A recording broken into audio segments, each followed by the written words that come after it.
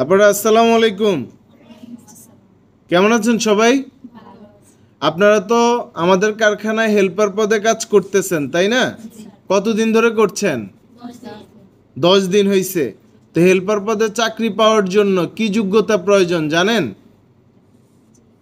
কি কি কাগজপত্র লাগবে বলতে পারেন?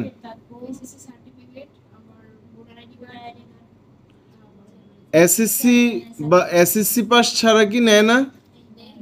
নেওয়া হয়। মিনিমাম পড়াশোনা জানা লাগে। কেউ ক্লাস 8 বা এসএসসি বা এইচএসসি যে পাশই হোক, তার ওই কাগজটা বা সনদ থাকলে ভালো। সেই সাথে কি লাগছে? ভোটার আইডি কার্ডের ফটোকপি লাগবে, বা জন্ম নিবন্ধন অনলাইন যেটা, ওইটার কি লাগবে? ফটোকপি লাগবে।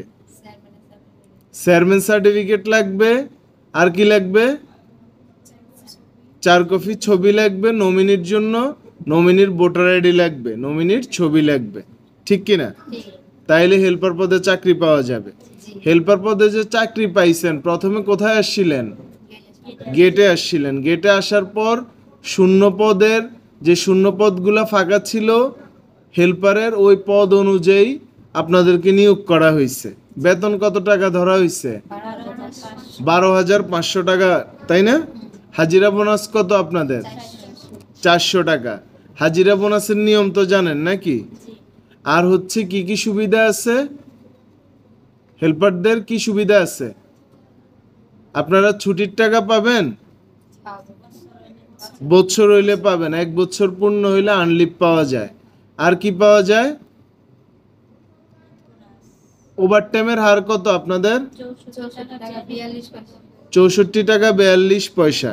মানে 8 ঘন্টা যে ডিউটি, জেনারেল ডিউটি, এই ডিউটির পরে অতিরিক্ত ডিউটিটা হচ্ছে ওভারটাইম। ঠিক আছে?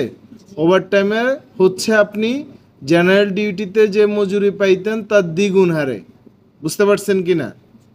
আর হচ্ছে কেউ যদি 5 বছর চাকরি সম্পূর্ণ করে, তাহলে সে কি হচ্ছে? সার্ভিস বেনিফিট পাবে। বুঝতে পারছেন?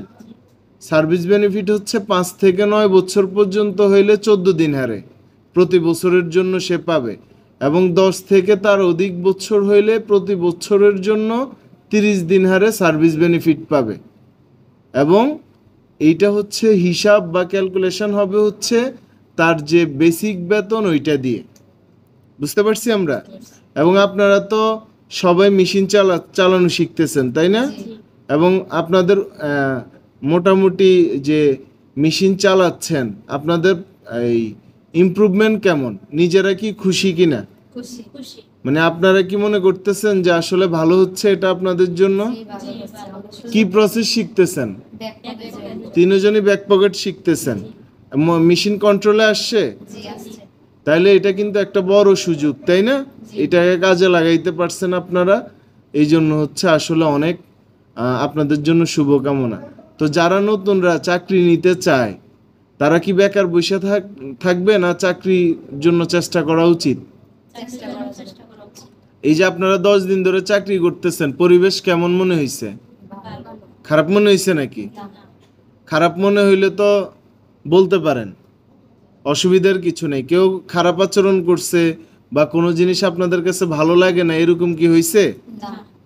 আচ্ছা, বকাবাদ্য গালিগালা যেগুলো হয়েছে? আচ্ছা, অনেকে মনে করে যে গার্মেন্টসে খারাপ পরিবেশ, খারাপ নোংরা, এখানে অনেক খারাপ কিছু ঘটে। এই বিষয়গুলো কি আপনারা এই 10 দিনে দেখছেন? তাইলে আপনাদের পরামর্শ হইলো বেকার বসে না থেকে চাকরির জন্য চেষ্টা করা উচিত নাকি? তাহলে আপনাদের সবাইকে অনেক ধন্যবাদ। ভালো থাকবেন। কেমন? আসসালামু আলাইকুম।